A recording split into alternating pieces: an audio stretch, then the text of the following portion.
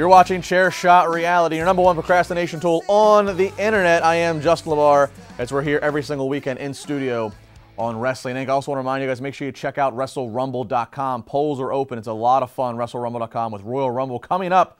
You can go on Wrestle Rumble. We make predictions about who's going to be the first eliminated, who's the last eliminated, who wins the Rumble, who wins this match. A lot of fun stuff. First prize, $1,000. So you know you're going to watch Rumble anyways. Why not give yourself a chance to win $1,000? Second prize, also money. I believe you can get the WWF Winged Eagle belt. Great prize list. A lot of fun. Check it out, WrestleRumble.com. I'm Justin LeBar here in Pittsburgh, down south in Fort Lauderdale, Florida.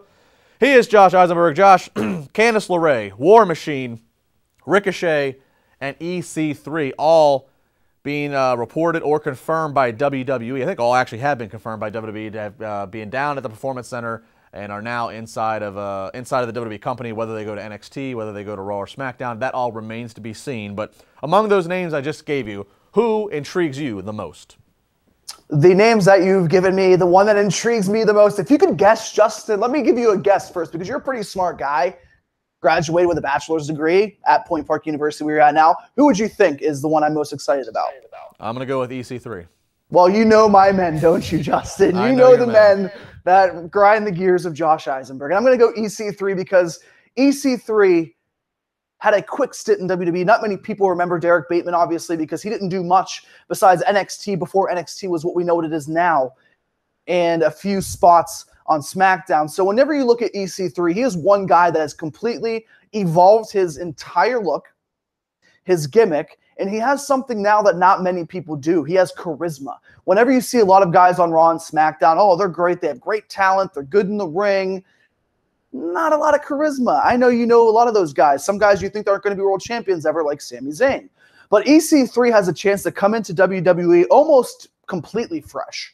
He's a guy that people loved in TNA, a guy that completely really transformed what TNA was at a period of time when they were bringing in used and washed up guys like Sting, like Hulk Hogan, like Mick Foley. And then you see a young, fresh guy like EC3. He has the potential to be world championship material. But I want to say one thing about EC3. Show him in the crowd at NXT TakeOver Philadelphia. I don't want to see him in the Royal Rumble because he's not yet established in the WWE Universe's minds as being somebody as important as an AJ Styles or a Bobby Roode or stuff like that. So if you're going to build EC3 up, the guy I'm most looking forward to, you got to do it in the ranks of NXT. It's happened and been successful before. I agree about the Royal Rumble point. I would say out of everybody we were throwing out here that is new to the company, Candice LeRae would be the only one I would say put in a Rumble, put in the Women's Rumble, and I think you can get away with that. I've worked with all of them except I've been at shows around all of them except for Ricochet. I saw Ricochet as Prince Puma at Lucha Underground. All of them very talented in different ways. I think. You know me, I'm very much a look guy. I love guys that you'll catch your eyes going on the street. So War Machine, that imagery of them, that naturally, kind of draws my attention. I think Ricochet, I think that could be a very, I think NXT first, maybe a 205 Live, if WWE is going to continue with 205 Live. Perhaps there's something there with his style. I mean, he fits in very well. I do think everybody here is NXT first. Would you agree?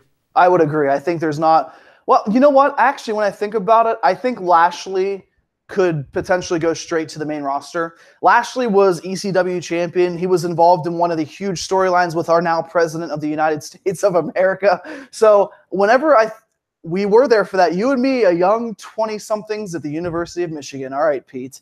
But I do think whenever you see Lashley, he's a guy that can immediately go to SmackDown Live or Raw. I like Lashley. He didn't talk in WWE. That was my problem. And now when fans are so critical of guys who can't get over via the mic, he might have a little bit of trouble. But the fact that Lashley is a poor man's Brock Lesnar, you can build him up in WWE as being a legitimate threat. He has that Bellator MMA background, so he's a real fighter. When WWE fans now like real fighters as well, he might get away with that instead of going to NXT. Well, I was going to ask you, this question was posed to me on my Wrestling Reality audio podcast that people can get every Wednesday on iTunes and iHeartRadio. Do you think Bobby, we keep running out of opponents, legitimate, credible opponents for Brock Lesnar, assuming Brock has more left beyond WrestleMania. Do you think that Bobby Lashley is a realistic feud that they could do? I don't think it's something that people would care a lot about. I'll tell you one thing. If Lesnar signs again and gets another, say this time next year, Brock Lesnar's still on the roster and he's heading towards WrestleMania, one guy that I could honestly see him feud with, and it might be very early jumping the gun, I would pay a lot of money to see Brock Lesnar versus Lars Sullivan. Look at Lars Sullivan and look how big he looks, like he could kill any man alive. And that's exactly how WWE has been building up Brock Lesnar. This guy's not going to go through the ranks of NXT for 2 years. The look, the size, the pretty decent mic work that I've seen from him so far, he's a guy that I think fans would want to see. Bobby Lashley's just, he's bland as a character. And he's not a UFC champion, even though he's a real fighter. But I don't know if people really care to see kind of poor man's Brock Lesnar against Brock Lesnar, if that makes sense. Bobby Lashley, the man who needed Donald Trump to be his mouthpiece in the ring. Come out here, Bobby. Do you think Lashley and Lesnar's something? Come out here, Bobby.